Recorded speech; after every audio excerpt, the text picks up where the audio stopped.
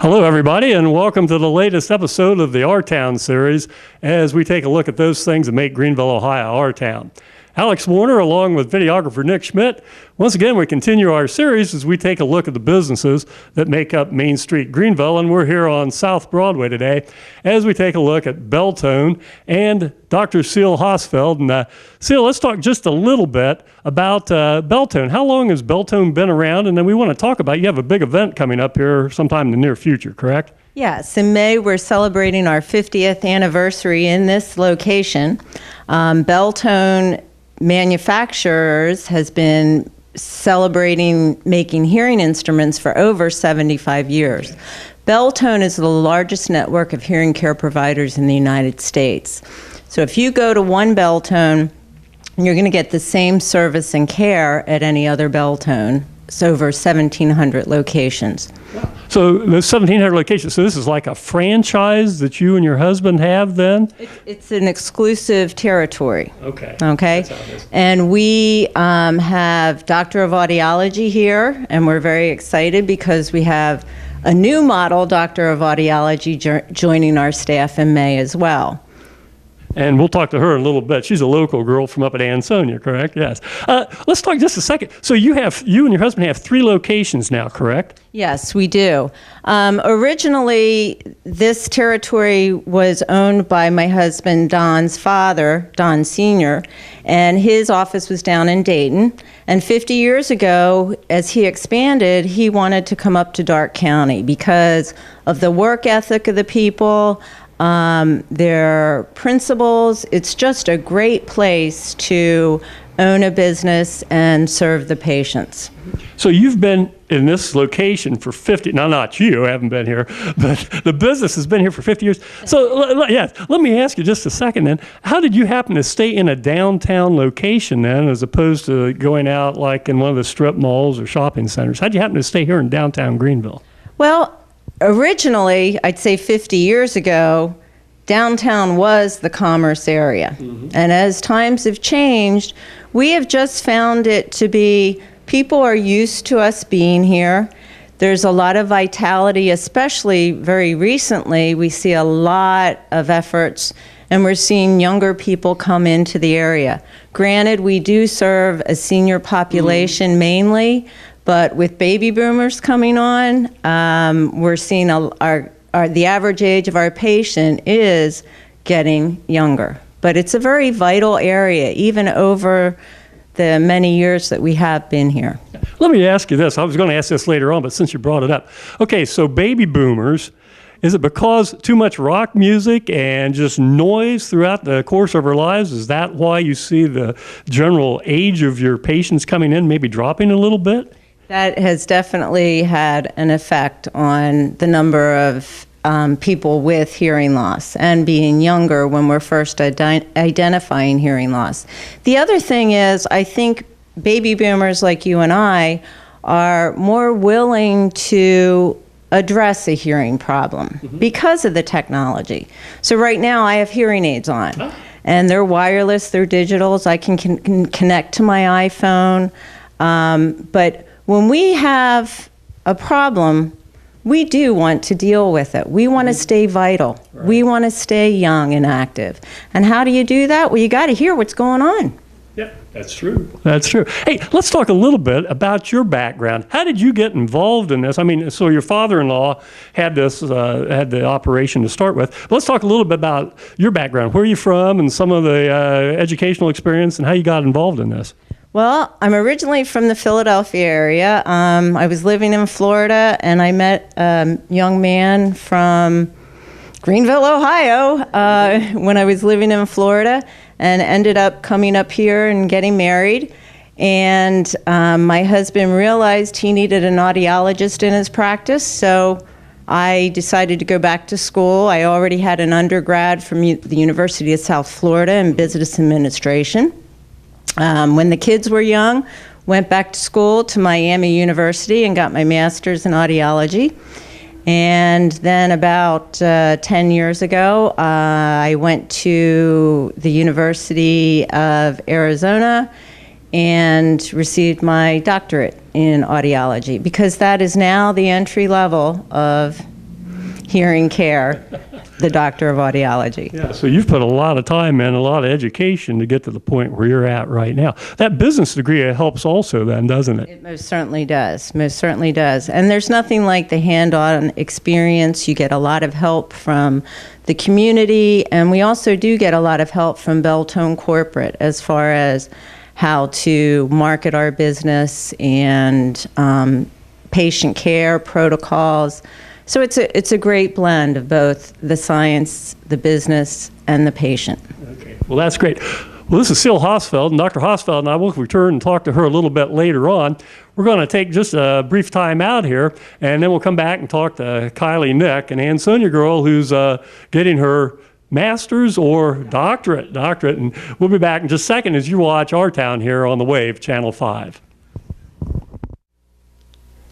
Nick Schmidt and I are here on South Broadway at Beltone, and after talking to Dr. Ciel Hosfeld, let's talk to Kylie Nick, Ann Sonia class of? 2009. And then you went to Ball State? I went to Ohio State in Columbus, Ohio in 2009, where I graduated with my undergraduate degree in speech and hearing sciences in 2012. Okay, so I had my states wrong. It was Ohio State, not Ball State. And I knew that. I don't know why I said Ball State. Well, let's talk a little bit. So you're finishing up your program right now and then starting to work with Dr. Hosfeld here at Beltone then, correct? Yes, I'm currently at Ball State University, where I started in the fall of 2012, and I am currently finishing up my third year in the doctorate program of audiology, and I will begin starting my fourth year of a clinical externship here in May, so I will be here for full time. Then you will be here full time. Is that how this is going to play out? How did you happen to get involved in this? I have an idea, but let's tell the folks out there how you got involved in this. Well, I was actually identified with a hearing loss when I was 4 years old, and I started wearing hearing aids at that time. And growing up, and I was actually here, one of Ciel's patients when I was younger, and went through the whole process of always traveling back and forth and seeing an audiologist. And growing up, getting a little bit older, people kept asking me what I wanted to do.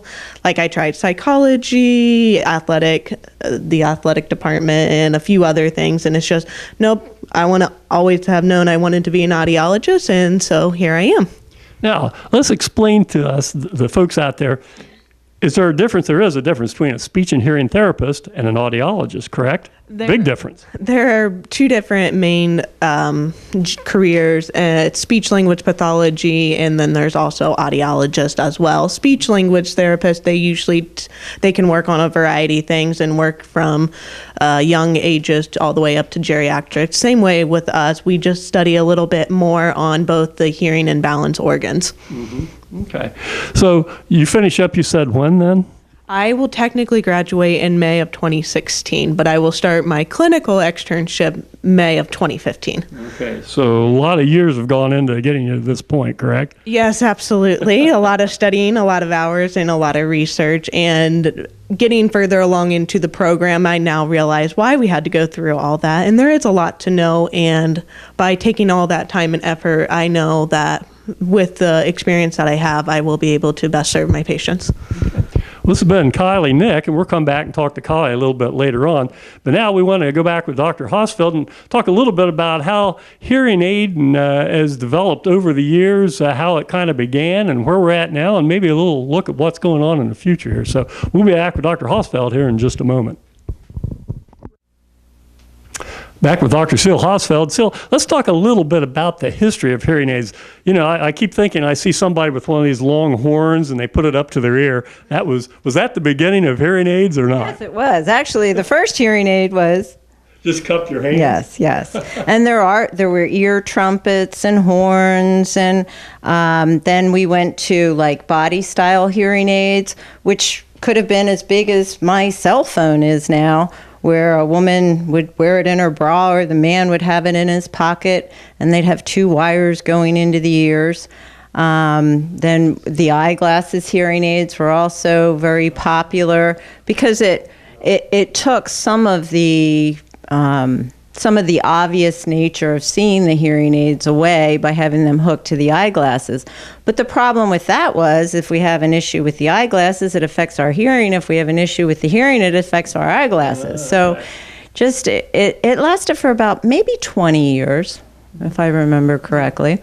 And then we started going to the big behind the ear style, which were linear. Linear means that it makes everything loud regardless of the loudness level of the sound coming into the hearing aids. So if my hearing aid was a 30 decibel gain hearing aid, it did that pretty much all across the frequency response, from the low pitches to the high pitches.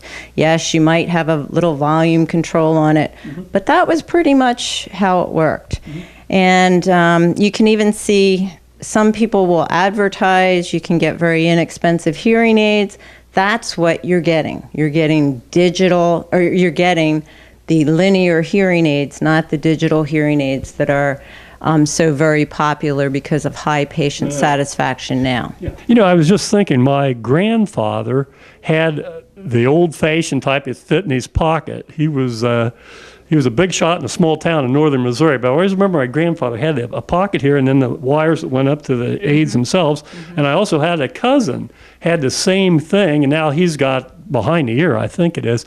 But when you talk about the batteries and things of that nature, let's talk how this has developed from this into what we have now. And then I want to ask you a few questions about batteries and how long they last and things of that nature. Well, what has happened with the technology of hearing aids is, I would say, in our practice, almost 100% of the hearing aids that are fit are digital.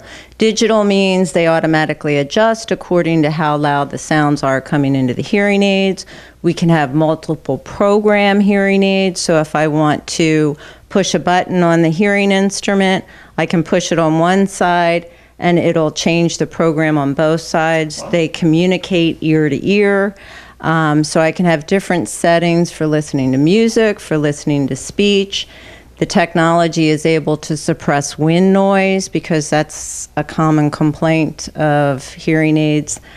And the technology has just greatly improved. When I first started in this profession over 25 years ago, overall satisfaction rating of hearing aids was only 36%. We are now in the 88th percentile. Now that's overall. Okay, so you have to remember that hearing aids do have some limitations, even with the technology. Two things. Hearing aids can't make our brain work better. So what do I mean by that? When someone has a sensory neural hearing loss, it may affect their ability to process what they hear. Okay? So how the auditory portion of the brain is processing sounds. Hearing aids can't make the brain process it better. Okay? Second thing is hearing aids cannot overcome the physics of sound. What do I mean by that? Well, a simple example is the further away a sound source goes, the softer it becomes. Also, the more likely that other noises are going to come into the range of the hearing instruments. That's the physics of sound. That's why, and I hate to say this, but if I go to a ball game or someplace crowded, in the last few years, I've got to start watching the person talk and concentrate a little bit more. Yes. I just didn't need to hear that, but Maybe you need to maybe we'll check while we're here. Oh, sure. And by the way, if we're over 50, we should have a baseline hearing evaluation done. The AMA suggests you have it tested every year thereafter. I'm not going to say that necessarily, but if you are having difficulties, you should most definitely have it done more often. Okay. Now, they've really become miniaturized. Like I was talking to Ciel, and I had no idea you had hearing aids in because I guess I wasn't looking at your ears. But how's that come along that they've been able to miniaturize everything so much? Again, it's the research and the development. You know, when people ask me, well, how come hearing aids are so expensive? Because they are expensive, because there's a lot of research that goes into developing such a small product that nobody can see in my ears. There is a lot of service that goes along with hearing instruments. When we see a new patient and we fit them, we're going to see them at least 3 times in the first month to program and set the hearing aids, counsel them about what they can expect and how they can succeed with their hearing instruments. We're going to clean and check the hearing aids every 3 months because hearing instruments are something that should be worn all of your waking hours. So we sweat, we flake. The hearing instruments need regular maintenance. And then we test the hearing on a yearly basis because if your hearing levels change, we can reset and reprogram the hearing aids to meet those changes. Okay. Now, let me ask you this, and maybe we'll get it with Kylie on this also. I see several patients come in my office, or I've seen other people, they've got like something on the outside of the skull. Let's explain that to everybody. Okay, so that's a cochlear implant. A cochlear implant is for someone that has more than likely a severe to a profound hearing loss and are not going to benefit as much from hearing aids. There's a candidacy period to determine who would benefit from hearing instrument or cochlear implants. It's actually a surgical procedure, and what they do is they put an electrode array in the cochlea, and the cochlea is, We'll get our science lesson here, folks. is a small snail-shaped organ right here, and that electrode array is put into the cochlea, and then the patient is going to wear the microphone here, and it's going to send the sound to the processor, and it's going to send the signal through the skull and into the cochlea. So what it enables a patient to hear a type of synthesized speech. Doesn't sound exactly like speech, but anyone that has heard speech previously is more than likely going to succeed very well with a cochlear implant. Very good. Well, that's a little bit of our anatomy lesson as well as some real science instructions here. We're going to go and talk to Kylie just a little bit now, and then we'll come back and finish up with you, and we'll have a ton of other questions. You didn't know this was going to be an oral exam, did you? No. Old model, new model. Okay, we'll try that. Anyhow, we'll be back in just a minute here on the Wave Channel 5. Kylie Nix talked me into sitting down here in the hot seat, I guess. We're going to take a look at my ears, and I apologize if you see any wax in there. I don't think I've probably cleaned them out. And let's speak about cleaning out ears. What are some things that we do not want to do? I mean, you recommend Q-tips, or you recommend like mineral oil, or what do you use to clean out a person's ear? What should we do at home, and then what can you do here at the office? Well, first of all, we definitely do not recommend that anybody sticks anything in their ears that's smaller than their elbow. A lot of people do use Q-tips, maybe perhaps whenever they get out of the shower to get rid of the water.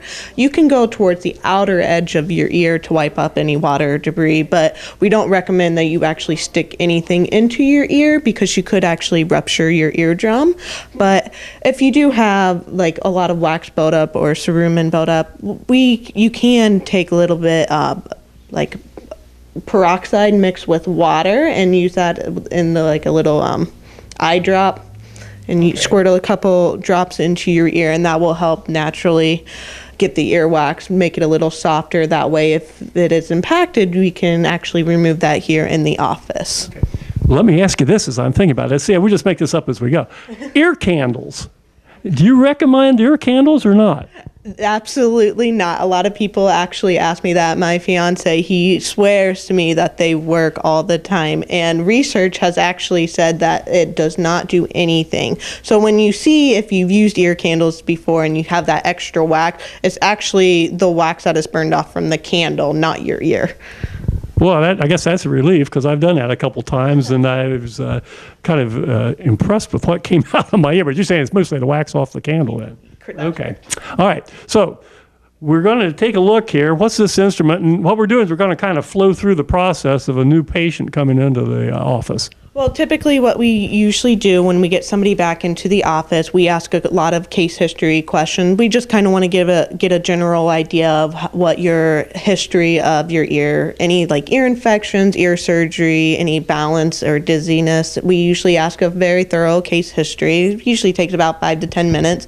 And then we'll run through a series of tests. The first one is where I'll use this instrument, which is called an otoscope. And we actually have the privilege of having the equipment on TV, so you can actually see what your eardrum looks like here in the office, and we'll run through a series of other tests, but this is the first one. I'm just afraid that I grow more hair in my ear than I do on my head, so we'll see what this looks like out there. This might not be pretty, folks.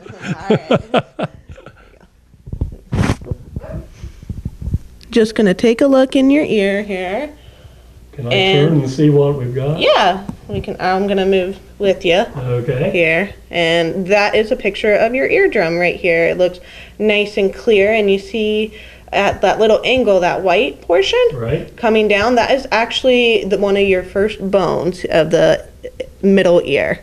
So we can actually see that. Let's talk about the 3 bones of the middle ear. Well, smallest bones in the body, correct? Yes, that is correct. You have your malleus, your incus, and your stapes, and we actually have a diagram of how small they actually are, and they're very, very tiny. And those are also commonly called hammer, anvil, and stirrup, correct? That is correct. That's See, I went to school for 3.5 years too for this. Yeah, I got all 3. Yeah, they're actually very, very small. All 3 of them actually do fit in that middle ear structure of yours. And typically the stapes, just to give you an idea, if you take a quarter and you have the year on it, the stapes is about the size of 1 number on there. Oh, wow. Just to give you an idea. Okay. Yeah, that is small. So, okay, so we've looked in the person's ear just to make sure everything physically is okay, correct? Yeah. Okay, what's the next step then? The next thing is what we use a tympanometer, and we take what's called a tympanogram. So what we do is we put a different probe tube into your ear, and we make a seal, and we put a little bit of pressure in there. And the purpose of that test is to see how well your eardrum is moving back and forth. So if you have any fluid or anything like that behind the eardrum, the test would show up, and then we would have to refer out to maybe get that cleared up. Right. And tympany refers to the eardrum itself. So if you see a tympanic instrument in an orchestra, it's a drum, and you have the same thing in your ear, correct? Correct. It's the same concept. I'm on a roll here today. Okay. So after we've done that, then where do we go?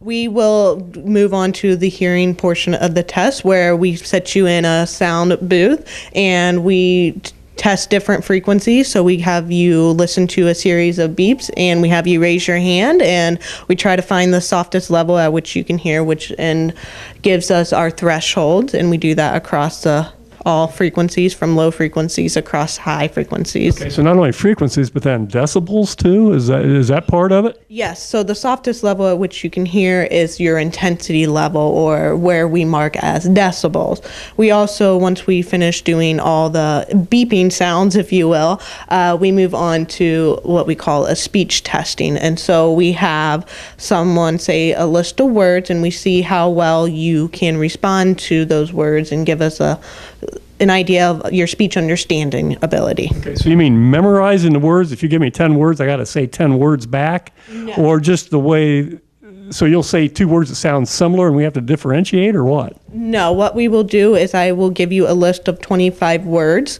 and we'll just go through the words, and I'll just have you repeat them as we go. So for example, if I say the word dog, you would repeat dog back to me, and we just go down a list and get a percentage score. Or if I was dyslexic, I say God.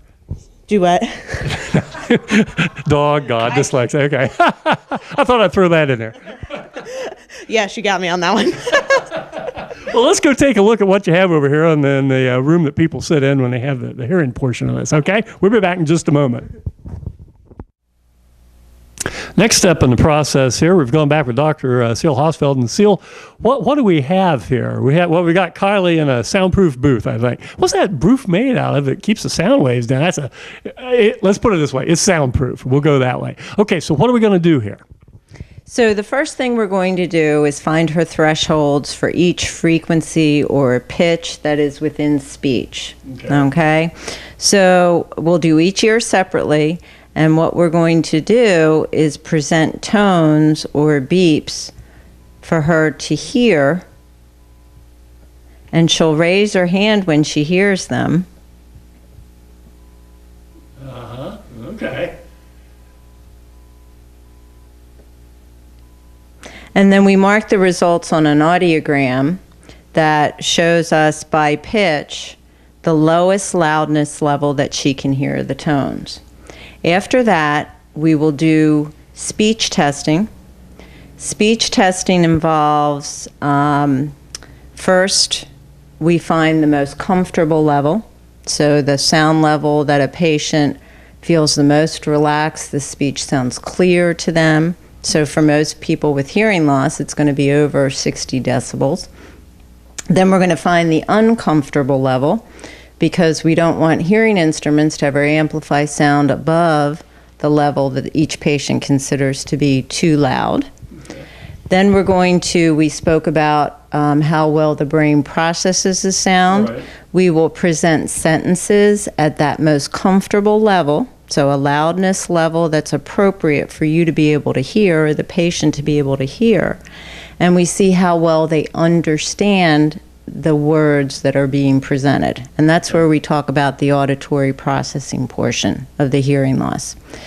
Then the last thing we do is we do bone conduction. Right now, this is air conduction. The signal is going into the outer ear. Then with bone conduction, we will place the little vibrator right on the mastoid process. And what we're doing is we're stimulating the inner ear, which is housed in the mastoid bone right here. The reason that we do this test is to find out the type of hearing loss that someone has. There's sensory neural, which is the type that you can't do anything medically or surgically to help improve the hearing. So all the hearing loss is in the inner ear. There is a conductive hearing loss. In a conductive hearing loss, the patient's going to hear sound better here than they are here. So there is something going on in the outer and the middle ear, or middle ear, which could be affecting how they're hearing. And in those cases, there may be something that could be done medically or surgically to help improve the patient's hearing. The third type is a mixture of both. Okay? So when we do a complete evaluation, we're going to send the results to the family doctor with the patient's permission, because it's very important that the physician know how hearing loss, the type, the degree, how it may be affecting the patient's lifestyle and their quality of life. Because one of the things, untreated hearing loss, patients are more likely to experience feelings of social isolation, depression, dependence on other people, and you don't want to live this way. It very much does affect the quality of life. There's even been studies to show that if Alzheimer's may be developing, the progression of Alzheimer's may go quicker because of the accompanying hearing loss, dementia, falling, all of those things that can affect us as we age. Hearing loss can play a part in those disorders. Now, somebody who, and there's certain people just cannot be helped by any kind of hearing aid of any kind, and that's the people then will go to the American Sign Language and things of that nature. That's very true. And there are some patients that are just not going to be able to adjust to wearing hearing aids, period. That's why in the state of Ohio, there's a 30-day trial period on all hearing instruments fit, and it is a very good law. Okay?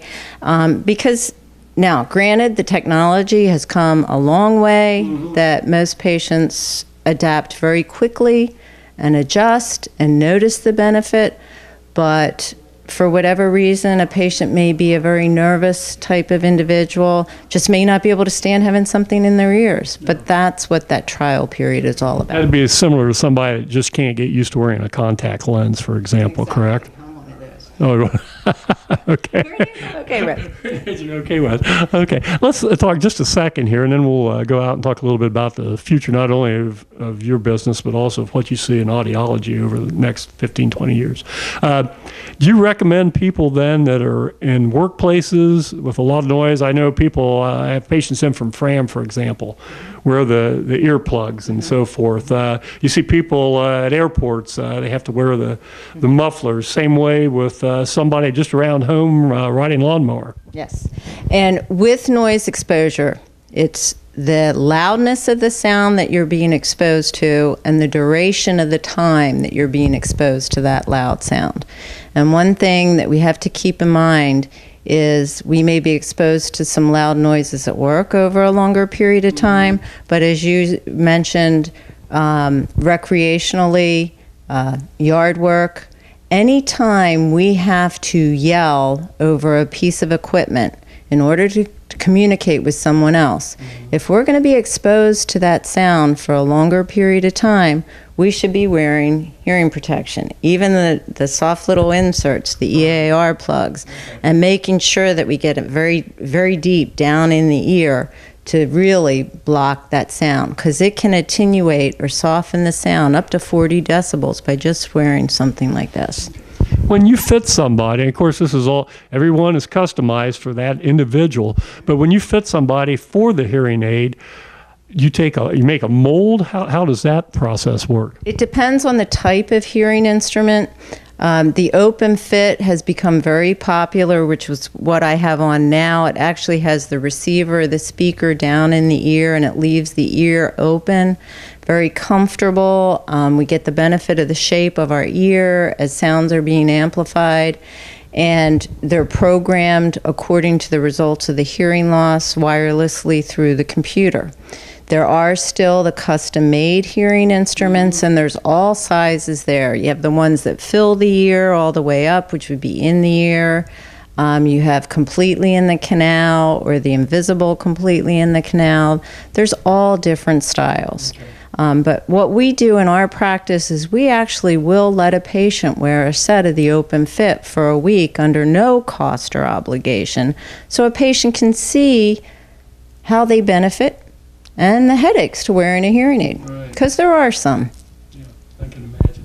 Okay, well, we're going to go back out front and then just wrap things up here on the Wave Channel 5 as we talk to the folks here at Beltone and talk a little bit about the future of audiology and Beltone in particular. We'll be back in just a moment. Okay. Wrap things up on this episode of Our Town here at Beltone. Let's try Beltone on South Broadway. Kylie, let's talk just a little bit. What do you see the future of advancement in technology as far as hearing aids are concerned, say over the next 10, 15, 20 years? I know Ciel over here said she can also pick up phone calls and everything else, correct? Yes, well, I can answer the phone hands-free and talk, because the sound goes right into the hearing aids from the phone. I can listen to music wirelessly, again, hands-free from any Bluetooth device, whether it be a computer, a phone, iPad. Yeah. You're like a bionic woman, right?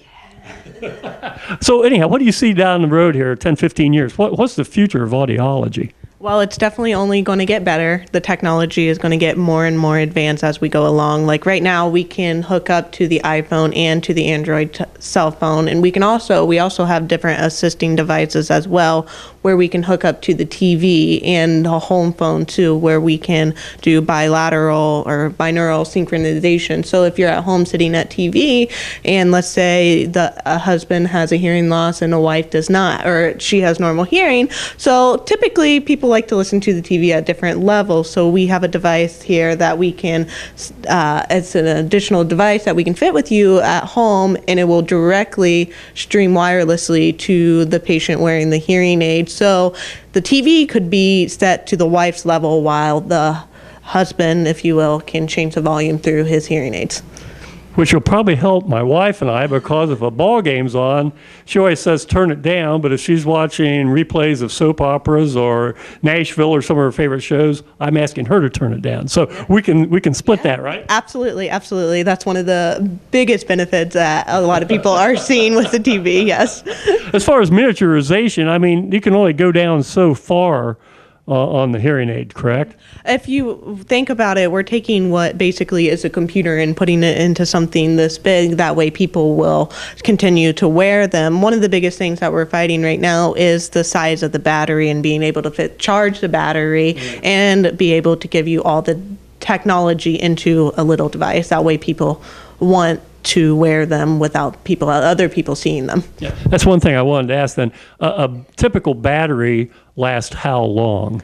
It depends. It depends how often you're wearing them, how in diverse environments that you were in. Typically, we can say anywhere from 7 to 9 days is about average. That's one of the negatives or drawbacks, thank you, of hearing aids. It's that people do have to change the batteries, and that's one thing that when we do a trial period that we give people that opportunity to try that. We give people, to see the different benefits and also the drawbacks of hearing aids. Okay. Well, that's talking about a little bit about the progress of the technology. Your business in particular, what do you see for Beltone, and then what do you see for yourself down the road here, besides retirement eventually? Well, we're very excited to have Kylie join our staff. To have 2 doctors of audiology in such a small community is wonderful. I could see some possibilities. Right now we have 3 offices, one in Eaton, one in Salina. We did have a larger territory a couple of years ago. We sold 2 offices back to Beltone because we're at that point where we can do that. But I see that changing as we're bringing Kylie in here. Beltone continues to make significant advancements in the technology and the research and development. So I think that's going to be very exciting as well. Where's Beltone headquartered? Chicago. So actually, beginning of April, we're going there for their 75th national meeting and celebration. Oh, okay. And 50 years here when? 50 years ago, we're celebrating in May.